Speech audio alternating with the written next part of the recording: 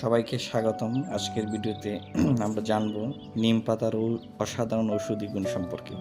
প্রাচীনকাল থেকেই নিম পাতা আমাদের আয়ুর্বেদিক চিকিৎসায় ব্যবহৃত হয়ে আসছে। চলুন জেনে নিই এই বিস্ময়কর পাতার উপকারিতা।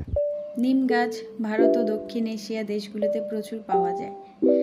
নিম পাতা রয়েছে অসাধারণ অ্যান্টিব্যাকটেরিয়াল, অ্যান্টিফাঙ্গাল এবং অ্যান্টি ইনফ্লামেটরি গুণ। এর বৈজ্ঞানিক নাম হচ্ছে অ্যাজাডিরব্যাক্টার ইন্ডিকা।